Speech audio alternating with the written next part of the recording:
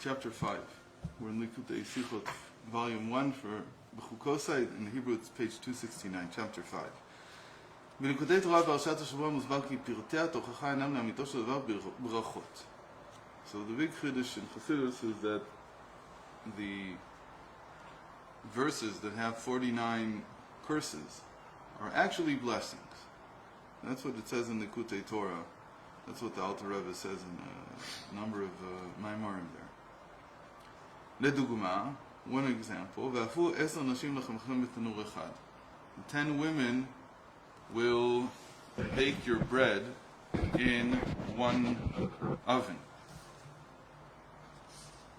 So on the face of it, that's a curse, because it's like there will be so little bread that it will be 10 women will be able to bake it in one oven, right? We can't finish our baking for Shabbos with one load. Right? We usually have 2 loads. So 10 women will be able to bake it in one oven. And the explanation, according to Chassidus, עשרת כוחות הנפש יהיו אפויים ולוהטים בחמימות האהבה הבאה מהתבוננות של אחד ייחודו של עולם. So the Alter Rebbe changes this. It means that these 10 women, who are these 10 women? They're the 10 faculties of the soul, the 10 sfirot. And they will be baked and hot as if they came out of the oven of one. And the one is the meditation on the fact that Hashem is one. So instead of being a curse, it becomes a blessing. It depends on how you understand it. The moment you understand it symbolically, not always symbolically, sometimes non-symbolically also. So on Shabbos we verbrangt a little on this idea, because I taught the Sicha during the davening. So there's a story that I like that happened to me in Los Angeles about 15 years ago. That I came, what I thought was at a decent time for the flight back to Eretz Yisrael. And it turns out that they wouldn't let me go on the flight because I wasn't there an hour earlier. And you remember that in America it used to be you could run up to the gate basically when there was who cared? It was like what? But after 9/11, everything changed. And it was the first time I was back after 9/11. I think it was 2004, 2005, something like that. I didn't know what was going on. So they wouldn't let me get on the plane. So obviously my heart sank, and I wasn't ready for that. And I'd been there already for 3 weeks or something with Rav Yitzchak running around the whole country, and I was very anxious to get back. And so I asked him, so when can I fly? I thought he told me, okay, there's a later flight you can connect through here, through Europe, whatever. He tells me the first opening I can find is in 3 weeks. So then my heart really sank. And I tried calling my wife up and asked her to get in touch with the travel agent. Maybe she'd be, there used to be things called travel agents. People don't know exist anymore, except for your son. I mean, that's why he's such a gem, because one of the few people in the world that still can arrange travel for you. So she can't get in touch with her. And I'm sitting there by the the phone booths, which is another thing that doesn't exist anymore. Mm-hmm. And it was like across the whole terminal to get to the phone booths. And then from the corner of my eye, I spot the guy, the agent where I was trying to check in. He's like jumping up and down and telling me, come back. So I run back and say, what happened? He said, you can get on the flight. I said, really? Why? What happened? Like, what a stupid question. Just get on the flight. I said, but okay. So, I need to understand what's going on. So he says, well, the flight was delayed because there's snow in Newark. So you were technically here on time because the flight's only leaving in 50 minutes from now, and you were here half an hour ago. 15 or 50? 50 minutes from now. So you have time, go quickly, get to the point was that as my heart was sinking, after I called my wife, so my feeling was I should do vidui, I should do tshuva, because that's probably what the problem is. I didn't know if it would work or not. I didn't think it would work. I just thought, in any case, Hashem's telling me you're not okay. So I after I finished talking to my wife, before I saw the guy, I started saying vidui. I said chatati, avidi, pashati. I started. I didn't really finish before I saw him jumping up and down. This is like, Hashem does this once for you. I think he does. You don't get more than one chance. So that, as we'll see, that is an example of what the Tanya says to do with Yisurim, what to do with the curse, what to do with something negative. But there's a different option altogether, which we'll see, which we'll explain in a moment, which is to reinterpret it. But I wasn't in the position to reinterpret. My mind wasn't, I was just heartbroken, so I couldn't do it. But let's see what he says to do. אלא שבהיותן ברכות נעלות ביותר, אין באפשרותן לבוא לידי גילוי משום כך נאמרו בצורה שנאמרו. So why, if this is a blessing, wasn't it said the way it should be said?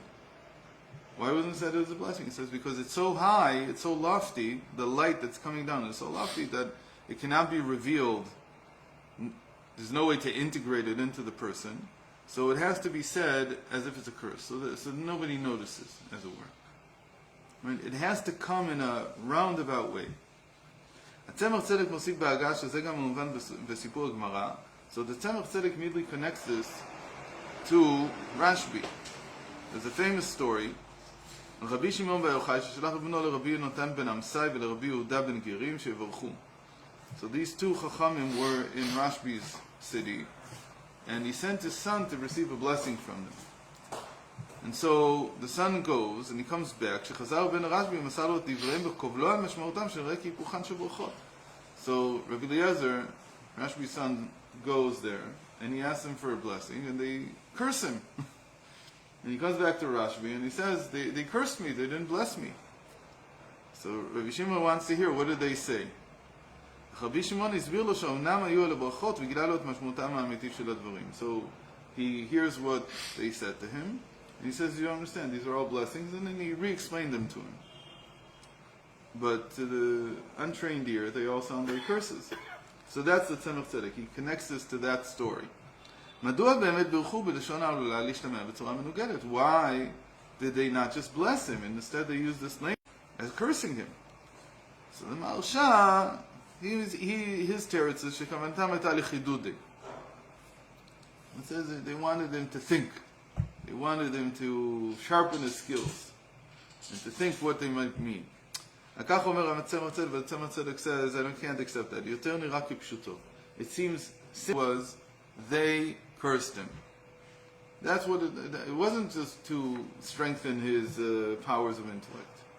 They said what they meant in addressing in a garment of curses. משום שהיו אלה ברכות נעלות מאוד, לא היה אפשרי גילוין אלא בצורה זאת. Because that was the only way to reveal these blessings. They had to come in an opposite, in a different garment, in one that would seem like they were cursing. ונשאלת השאלה, says the Rebbe in chapter 6, אם היו אלה ברכות נעלות מידע שחייבות להתבטא בצורה מסוימת, או מוסווית, כיצד יכול היה רשב"י לגלות משמעותן נכונה? So if they're concealed within these garments of being a curse, how was Rashbi allowed to reveal that they're a blessing? Because if the whole point is to get it under the radar, so if you reveal that it's that it's not what it is, give away the code. You're giving away, yeah. So you've ruined the whole charade. So he says, to understand this, we have to go into now the longer explanation. The longer explanation, the Talmud just says it has to come in that garment. Now the Rebbe is going to explain in length what does that mean. So the first thing we need to know is the three different types of advice that Tanya gives for how to deal with Yisurim, with anything that is agonizing, anything that's hurting a person. How do you say Yisurim? Better word. Afflictions. Any kind of pain that a person is experiencing. The Tanya has three different explanations for how to deal with it. So the first thing it says, as a general introduction, is in chapter 26. So you have to understand that all these afflictions, all these difficulties in life, they are good that comes from the concealed world. And they are the Yud-Kei. Right? Yud-Kei in Hashem's name is the concealed world, and the Vav-Kei is the revealed world. So they come from the Yud-Kei. ומשום כך הם מתבטאים בבחינת צל ולאורה וטובה נראית. It says, the expressed is as a shadow. They can't be seen as the light that forms a shadow. Meaning, in other words, the light and the shadow are one thing, really. You have light shining on something, and the shadow that that comes off that object, they're really one thing. They're both caused by the light, as it were. Except that the shadow seems to us to be a dark thing, something that's dark. And the light seems to be light. But it says, but the person who's able to hold his ground and keep his mind clear, and he accepts these difficulties with joy, so he merits to see the sun come out. And what does it mean that the sun comes out? And it's not just the sun comes out on a rainy day, bigvurato, during the rain. What does it mean that the sun's coming out? That out of the rain, out of the darkness, I suddenly see the light. And this means that you merit to see the goodness that will come out of these difficult times in the future. And the good that will come out will be revealed good. You'll understand why it was good. And the Shemot שענייננו גילוי פנימיות התורה זוכות כבר עתה לגילוי האור של העתיד. It says the Rebbe that there are souls who don't live in the present moment, who don't experience the shadow. They experience the light itself, but not the light that was shining, but the light that will shine, that will be revealed. Why Rabbi Akiva? He sees the fox on the Temple Mount, and he understands what's happening. He sees the Interesting that you say that. Interesting. Okay. And he's happy. I have to think about that. Right, he's laughing. ומשום כך היה יכול רשב"י שעניינו היה גילוי פנימיות התורה. So what kind of souls are these? These are souls that are immersed in the inner dimension of Torah. So they see the future as it will be, and not the way it is right now. להכיר את הברכות התמונות בדברים, כיוון שלידו הייתה כבר דרגת קצאת השמש בגבורתו, לגביו היו הברכות כבר בבחינת התגלות. So for him, the sun breaking out of the clouds has already happened. It's not that he's seeing the sun behind the clouds. That's not the same thing. He said, if you see the sun behind the clouds, so you're revealing the fact that you're taking away from the clouds and what they do in the shadow that they cast. So you're really revealing that this is not a curse at all. You're revealing this is something positive. He says that's not what's going on. What they see is that eventually the clouds will part, and you'll see that this was all good. So he's seeing the future. He's not revealing something about the present. It's a very important thing. In other places in Chassidus, it's written that he sees the reward that you get for being in joy. I mean, when we experience dinim, the dinim are over the minute. Ani mafil et ha'emunah v'hasimcha. They're over? That when I transport myself to a new place. Okay, but then you have to do it again and again and again. It's very hard. This is very hard advice. But here he's not giving the advice. He's just saying that what's happening is not revealing the light behind the shadow. What's happening is that he's seeing the future. He's living in the future moment.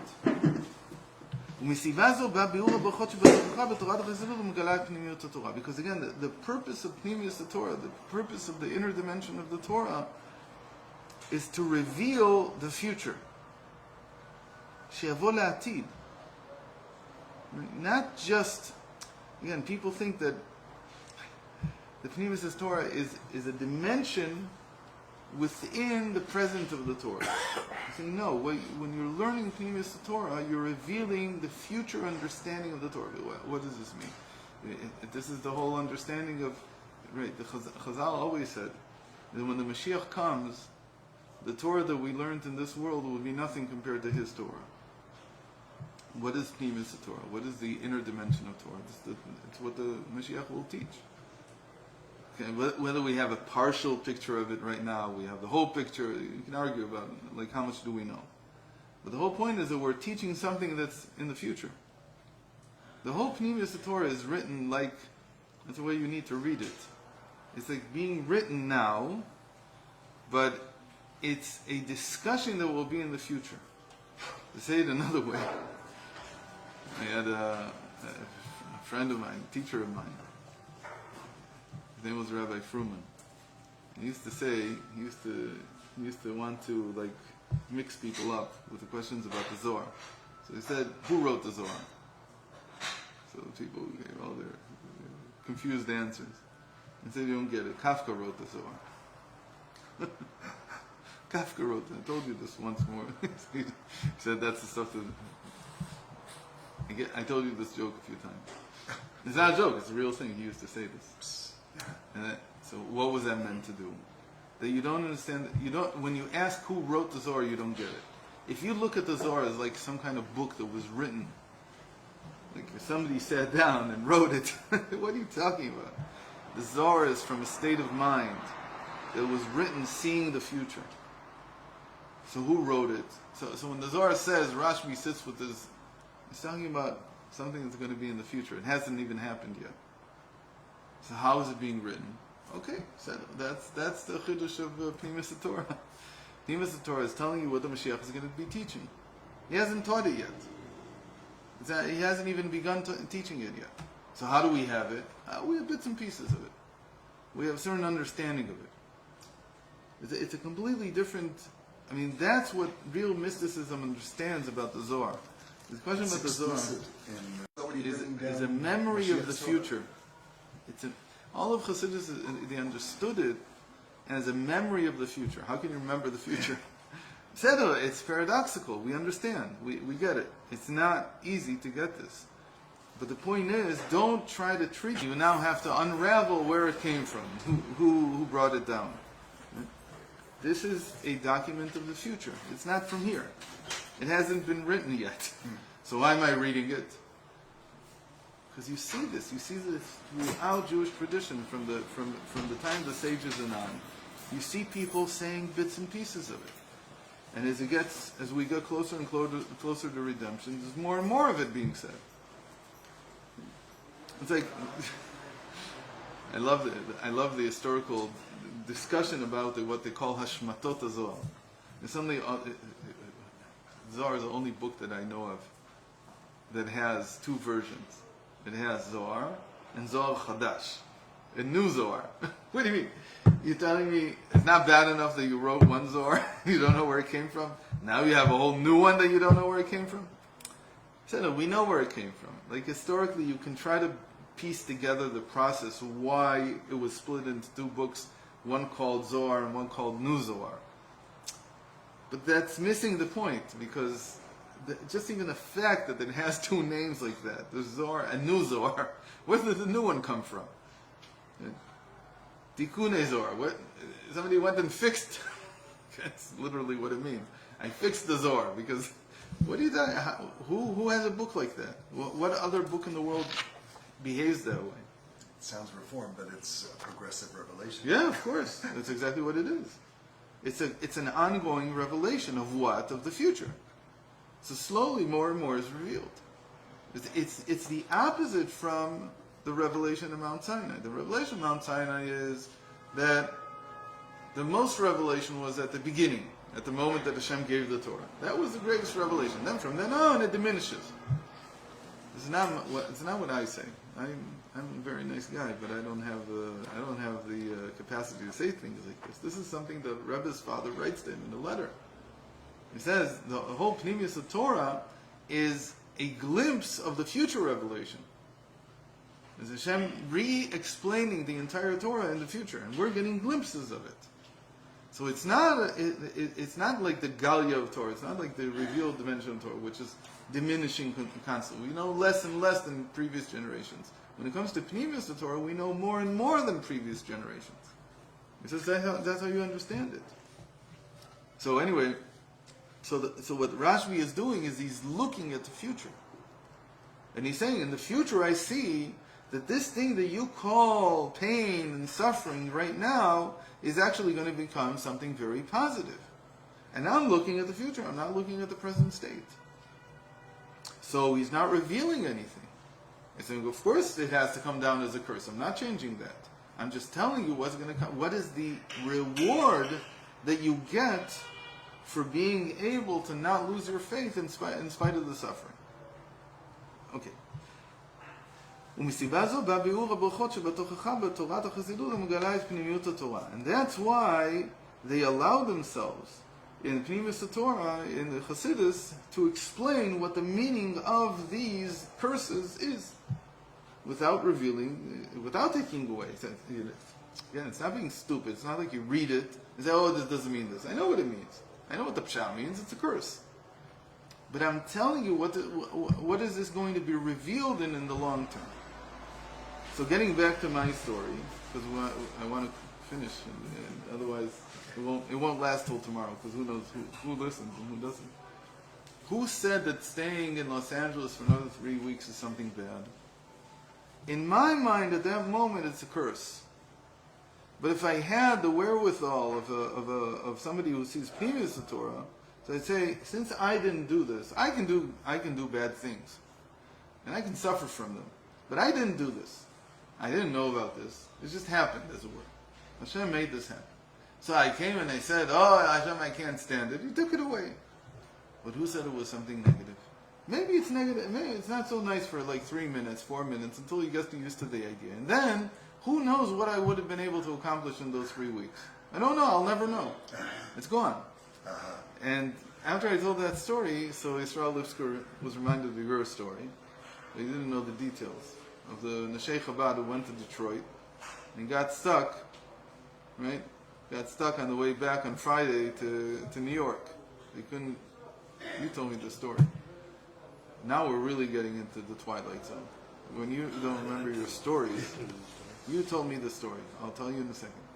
So they got stuck. They came to the airport and there was a snowstorm. Detroit, what do you want? So they called up the secretariat, and Rebbe Gruner answered, and he said, "Please tell the Rebbe that we're stuck. What should we do?" So the Rebbe, he talked to the Rebbe. He comes back and he says, "The Rebbe says, what's stuck?" So they explained to him, stuck means he can't get. He says, the Rebbe understands what the word. What do you mean you're stuck? You're not stuck. You have to be there this Shabbos, and what you'll do this Shabbos is going to be very important. So suddenly they were reinvigorated, and so they didn't feel like I felt. I can't come home for Shabbos. They felt they had a shlichus. They had something to do there, and so really they had a mental in building Chabad in Detroit and giving all of them strength and all kinds of things. This is that's the meaning. You have to see the future. Meaning, if you accept this, Hashem says, if you're willing to accept this, you're going to see wonders. You're going to see wonderful things. But you have to be willing to accept it. If you're not willing to accept it, I can take it away. But you won't get the light that comes out of this thing. You'll miss out. You'll miss out. So you don't remember that story that you told me? Definitely. Okay. You're the one who told me the story. I'll find the recording where you say it here. Okay. So tomorrow we'll see the 3 eitzes in the Tanya. What to do with Yisurim. The Tanya doesn't say this. The Tanya doesn't say anything about this. And how Rabbi Shimon, how Pnimis Torah builds this new understanding, which is a 4th. So we'll have 3 levels, which are like the 3 lower worlds, Bria, Yetzirah, and Asiya. And the Eitzah of Chassidus, which is not in the Tanya, because Tanya is not necessarily a Chassidic book. That we'll discuss also. So the real Eitzah is to go above it, to wait, to see beyond it. And why that is especially related to our times. That everything that has to do with our time period of bringing the Geula is built from this ability to see the future in Pnimis Torah. Okay, so we'll continue tomorrow. God willing.